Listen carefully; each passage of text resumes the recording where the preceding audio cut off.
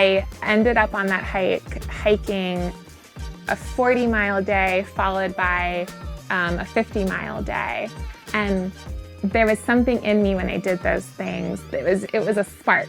I mean, as corny as that sounds, it just was like, oh, a switch went off, and this is me. This is a really big part of me because it brings me so much joy. Hi, I'm Christopher Smith, and this is Ramble Presents Live from the Tent. Today, our guest is Carly Moree, a thru hiker, author, and owner of Rocky Mountain Hiking Company. Welcome. Hey, thank you. Great to be here. Like Chris said, I'm Carly, pronouns she, her. And yeah, just excited to be in this tent and to talk more about the hiking company and some things I've got going on. Nice. So tell us a little bit more about you. Like, where'd you grow up and how'd you end up here? That's a good question. So grew up in Asheville, North Carolina, and went to boarding school for my senior year of high school in India, and then eventually lived in Chicago and made my way to Golden, Colorado, which is where we are right now, because I went through a breakup during the pandemic. Oh, no. I know, I wish it was such a cooler story, but that is my story, and that's how I ended up here. So ended up moving here to be with my sister and her fiance, and they've lived here for like a decade. And of course, then the year I moved here, they're like, "Yo, we're gonna move. We're leaving." So like, of course. So I've been here since June of 2020, and trail running, hiking, just getting to get really familiar with the trail systems and outdoors here. Very nice, very nice. So been here for about 3 years, settling in, probably not that hard coming from Asheville, North Carolina.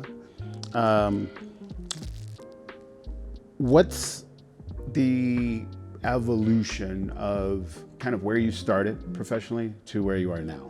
Yeah, so it started when I was working in Chicago, and I was working in the hedge fund technology space, and I was right out of college, so 22 to 25 is when I was working there.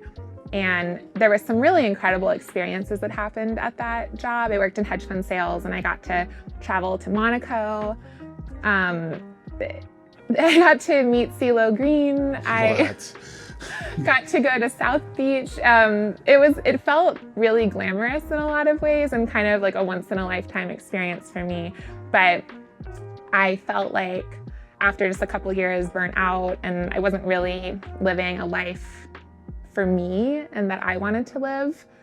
And I started walking to and from work, except it's Chicago. So in winter it gets pretty cold, and I told myself, if I'm going to walk to work, I will walk there. It's 4 miles one way, but it can be 12 below zero or warmer, because you gotta draw the line somewhere. And so I would just like wrap my scarf around my head and bundle up, and just would walk to work. And then I thought, I'm gonna quit my job. And I like walking. And like grabbing a coffee on the way and doing some window shopping. So it seemed natural to then say I would quit to go hike the Appalachian Trail. But I had never really camped, and I didn't hike. I didn't do anything outside, actually. And that's really though how it started. So then I hiked the Appalachian Trail, and then I thru-hiked the Pacific Crest Trail.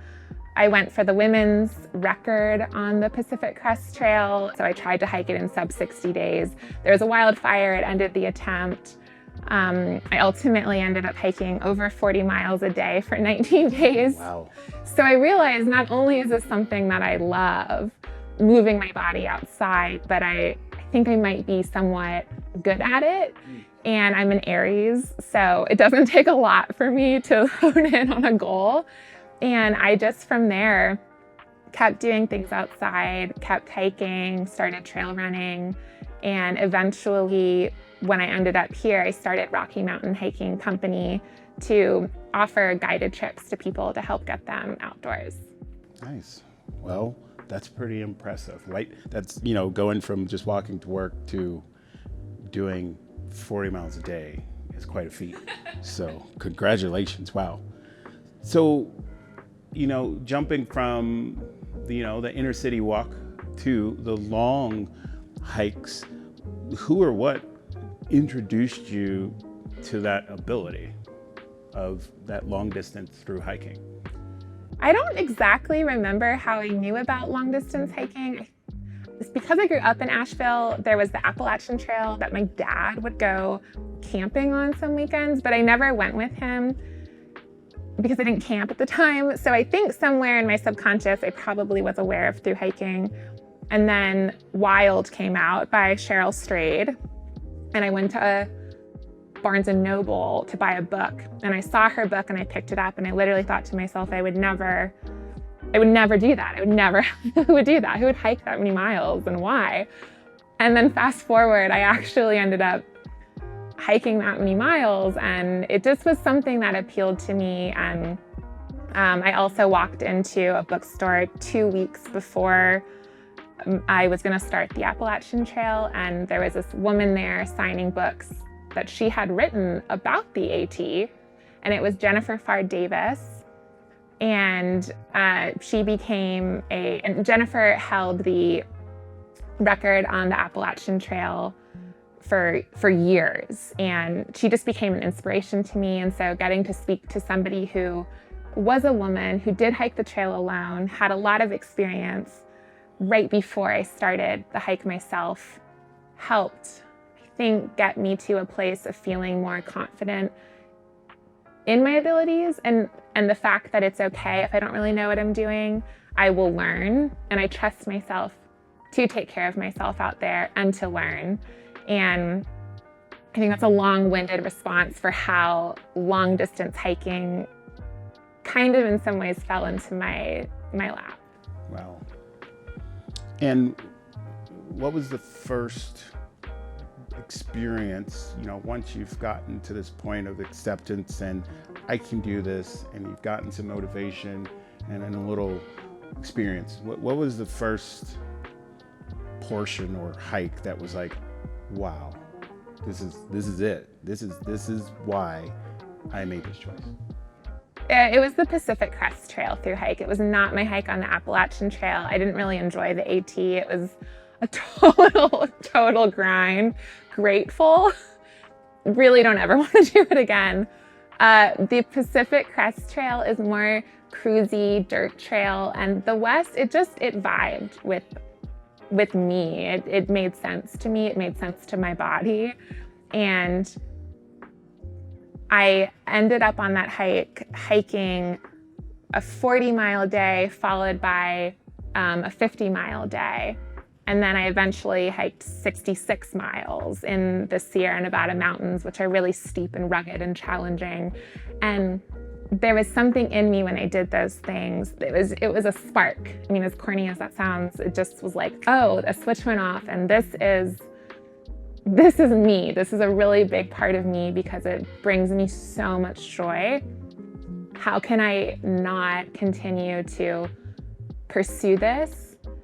Not for sponsorship, not for money, just for myself. How can I continue to incorporate these things in my life? And that all happened on the PCT in 2015, and then 2016 is when I went for the record. And I don't think that you have to be focused on mileage by any means in hiking. I feel like of my friends, I'm usually the first one to just lay down at the end of a hike, and I want an excuse to eat all the snacks. For me though, I love the endurance portion of it and seeing how far my body can take me. That's beautiful. I understand that you're also the first woman to attempt the men's unsupported record on the 223-mile Numupoyo. So the Numupoyo, also known as the John Muir Trail or the JMT, goes from Mount Whitney portal near Lone Pine, California, and then follows the Sierra Nevada mountains 223 miles north up to Happy Isles in Yosemite National Park. And to my knowledge, I was the first woman to attempt a 72-hour hike of that trail. And there's, I think, a little over 40,000 feet of gain on the attempt, and it's gnarly. It's gnarly. And I also love that trail. I love that land and that area. And I ended up, just seeing, hey, maybe like this is something I really want to do. I want to try. Can I do it? And if I throw everything I have at it in terms of time and dedication and hiring a coach and those types of things, like, is this record or no record, like what can I do out there? And what is that gonna feel like? And what is that experience gonna be like? And this is something I just wanna gift to myself. And I'll spare everyone the details because most people just wanna know about the hallucinations. But basically, did not finish the trail, did not get the record. And this was in 2021. But did end up making it, I think, a little over 160 miles in, I don't even remember the time frame anymore, in like 50 something hours. So you're really just operating without any sleep, or very little sleep. So by mile 60, I was hearing sounds. I was hearing voices that weren't there before I started seeing things. And then I started seeing rocks that I thought were big tents for mules that are on the trail to bring people food. And I started seeing people that weren't there. And I saw a toucan, and everyone's like, well, how do you know what was a hallucination and what wasn't? I'm like, well, toucans don't exist in California, so that's fake. And I played this whole game with myself because you're just walking, you're hiking the whole time. That's like all you're doing. And the priority is just forward motion. And so I'd see the hallucinations, but I'd play a game called fake or real. So I'd see, the toucans, and I'd be like, fake or real? Okay, I think that's fake. And then I'd see a bear jump out in front of me, and I was like, whoa, real. And people argue that maybe that was a hallucination, but I say the bear was real. A lot of people were fake. And, the brain does wild things when you're not sleeping. Yes. But it was brutally beautiful and a really cool experience. Nice. I love that. Brutally beautiful. Yeah, it's the best way I can sum it up. And to add to your list of accomplishments, you wrote a book. Could you tell us a little bit about that? Yeah, so I co-authored Pacific Crest Trials with Zach Davis, who also has the Trek, which interestingly enough, they're based here in Golden, Colorado as well. And I was hiking the PCT in 2015, and I get a call from Zach, and he's like, hey, I'm writing another book about the mental aspects of a long distance trail, specifically the PCT. Do you want to co-author it with me? And of course I was like, yeah, because any thru hiker, when they get off the trail, all they want to do is talk about the experience, and no one wants to listen. So it's like, what? You're going to let me write and talk for months about this hike? Great. And Pacific Crest Trials, and it's about different mental tools for accomplishing a long hike or even just trying it, because it's much more mental than it is physical. Nice. So moving into the present, what barriers or limitations did you face, or do you still currently kind of brush up against in the hiking world? If you had asked me that question a couple years ago, I would have said that it's my gender, or being a female, that there are maybe limitations then, or people attempting to tell me there are limitations because of how I identify. Now, though, I would say I am the biggest barrier. It's getting in my own head and telling myself stories that aren't necessarily the truth. And my record attempts are, I think, a really good example of that for me, of having to work through those barriers, because every single time I've set foot on a trail for an attempt, or even a long distance trail, sometimes even just short runs on the weekends around here in Colorado, I can tell myself, like, hey, you have no business being out here. You have no business attempting these records. Like, who do you think you are? And I have had to work through those limitations that I've imposed on myself to really fight for my own joy and fight for what I can take up space in with the outdoors, just like any person can. Yes, agreed. So tell us about how Rocky Mountain Hiking Company came to be. Yeah, so Rocky Mountain Hiking Company, I was already getting outside a lot and knew a lot of trail systems in Colorado and also California, Utah, and so many trails all over the US. And I was working with Jen Farr Davis, with her hiking company out east on just little projects here and there and coaching things. And I think collaborating with her really got my wheels turning. I was already self-employed as a content writer, and I feel strongly about being self-employed. And so collaborating with her on different hiking things, I thought, I think I could have a hiking company. I think I could do this. And it feels like the next adventure for me. And just like everything else, it was really scary. I had imposed like my own limitations on things of, oh, you have no business doing this. Who do you think you are?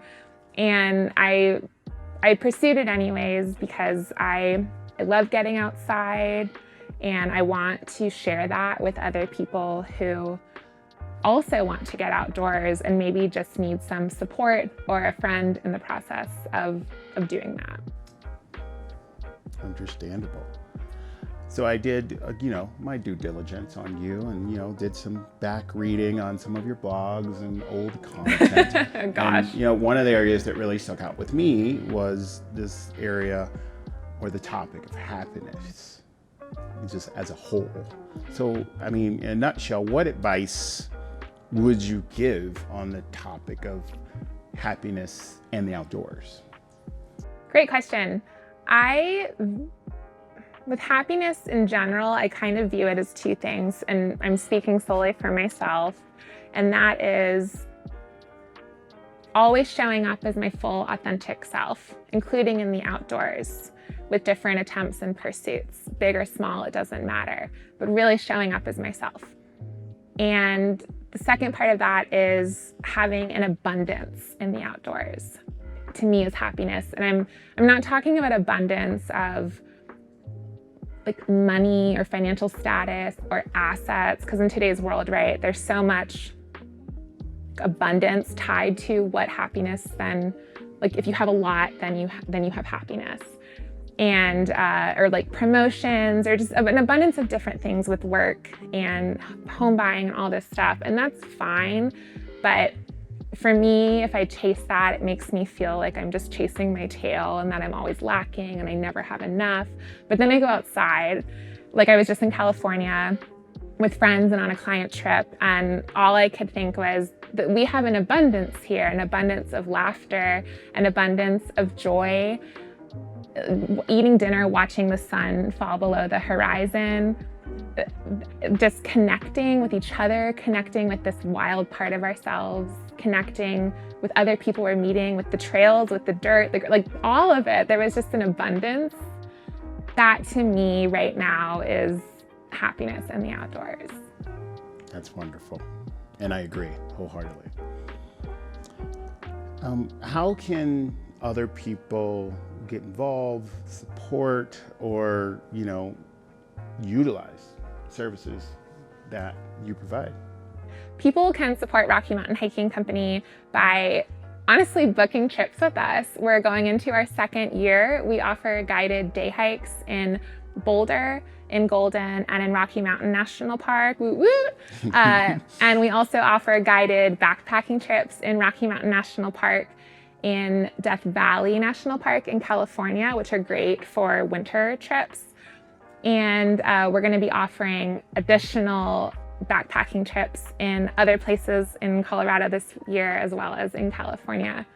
So that right now is the best way you can support us or tell your companies about us. We do corporate trips, tell your friends about us, tell everyone. Are there any like misconceptions about the services that you would like to clear up? There are.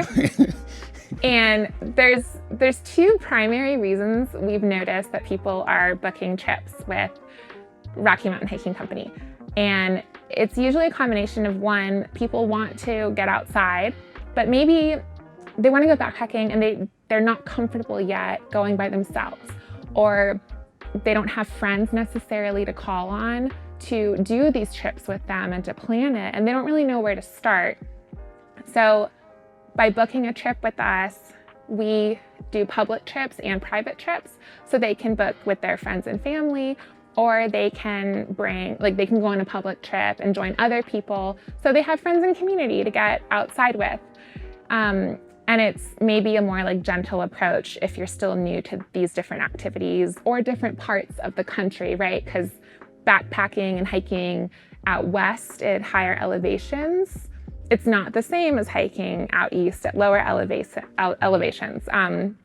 Second, a lot of people who book with us, they just don't have the time. We all have busy lives, and they are juggling partnerships and kids and jobs, career, like so many different life things.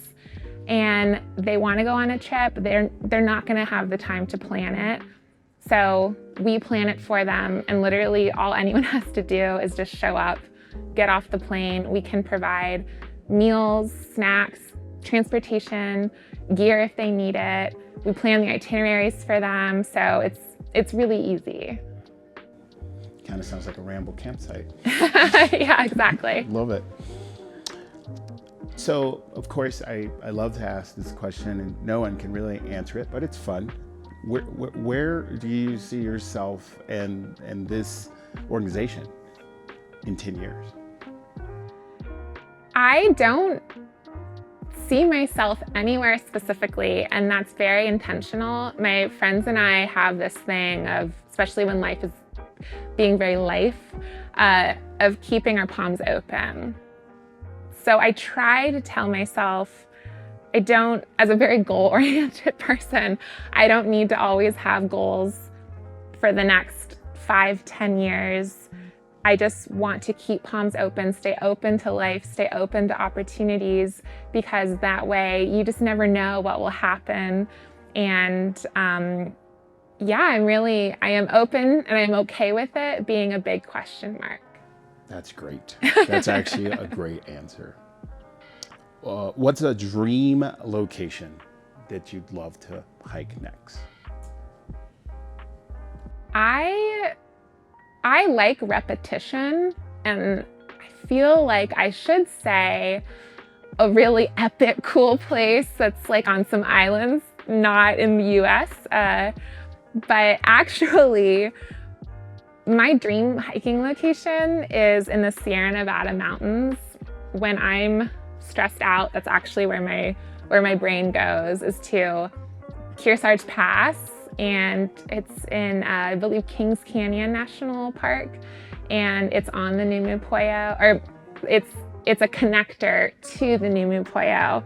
And I spent 6 weeks last summer just running around that area and hiking, and there's just something about being in that specific area that I really feel is a dream, and I get very blissed out when I go there. So that's one of many dream locations that I tend to just frequent. Fantastic. Well, it's been a pleasure chatting with you. Likewise. I probably need some of your services so I can go out on some hikes soon. Sounds good. Thanks for having me. This was really fun. Absolutely. Thanks for coming. Thanks.